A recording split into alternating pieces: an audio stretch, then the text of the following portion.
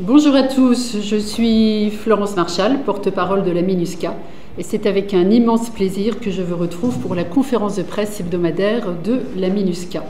Que vous soyez ici, dans cette salle à Bangui, ou à l'écoute de Radio Guira, soyez les bienvenus. Pour commencer cette conférence de presse, je souhaite partager avec vous une nouvelle encourageante concernant le respect des droits de l'enfant. Un enfant, vous le savez, est toute personne âgée de moins de 18 ans.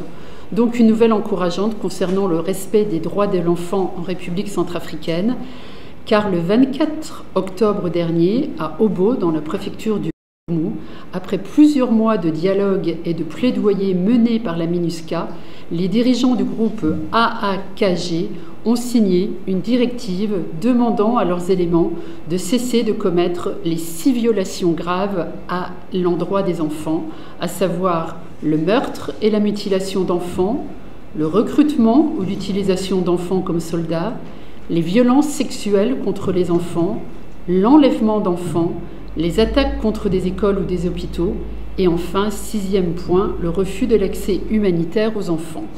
La directive adressée à tous les commandants opérationnels s'engage à identifier et à libérer les enfants des rangs des AAKG et à les remettre à des partenaires de protection de l'enfance en vue d'un regroupement familial et d'une réintégration scolaire.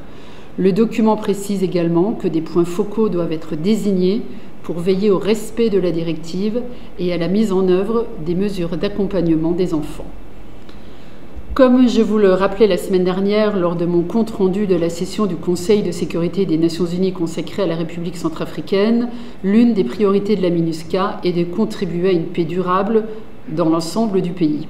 C'est ainsi que la mission soutient les différents comités préfectoraux qui sont des mécanismes essentiels pour la mise en œuvre de l'accord de paix, la PPR-RCA. Ces mécanismes permettent d'identifier les conflits émergents, de développer des actions de prévention et de répondre aux conflits. Et enfin, ils permettent de promouvoir la cohésion sociale. À Bangassou, par exemple, dans la préfecture de Mbumbu, la réunion inaugurale du comité de mise en œuvre préfectorale, le CEMOP, s'est tenue la semaine dernière. La MINUSCA a présenté à cette occasion les activités de ce CEMOP depuis mars 2023 et les réalisations encourageantes, telles que le désarmement de combattants de l'UPC qui était basé à Pombolo. Les participants à cette réunion ont recommandé de reprendre de façon régulière les réunions du CEMOP.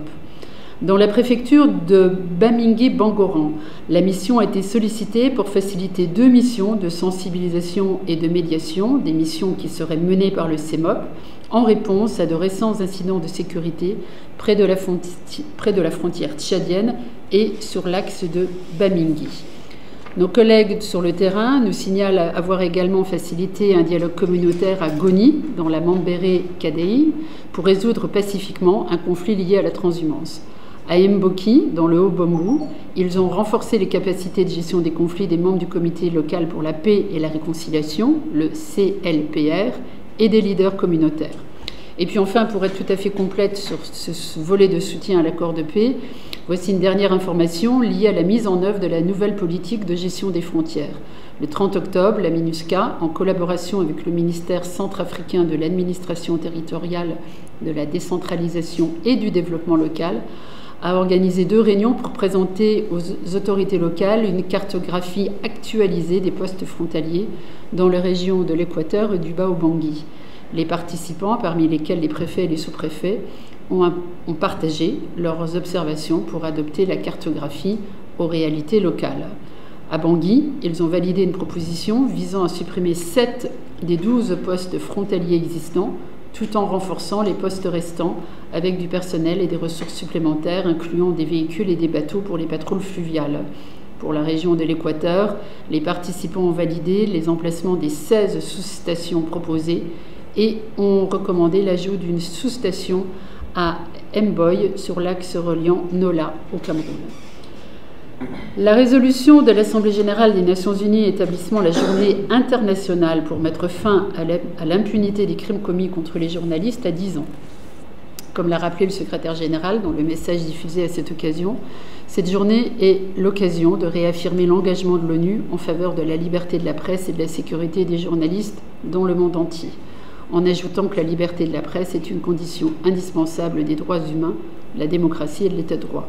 Cette année, la commémoration officielle de la journée se tient aujourd'hui et demain au siège de l'Union africaine à Addis Abeba, en Éthiopie, sous le thème de la sécurité des journalistes en période de crise et en situation d'urgence.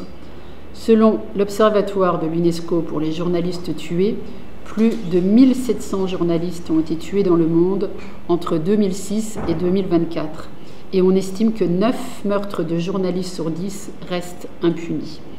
Le pacte pour l'avenir, adopté le mois dernier par l'Assemblée générale des Nations unies, appelle au respect et à la protection des journalistes, des professionnels des médias et des membres du personnel associé qui travaillent dans des situations de conflit armé. Dans son message, le secrétaire général de l'ONU, Antonio Guterres, demande au gouvernement de concrétiser ses engagements en prenant sans délai des mesures pour protéger les journalistes, enquêter sur les crimes qui les visent et en poursuivre les auteurs partout dans le monde.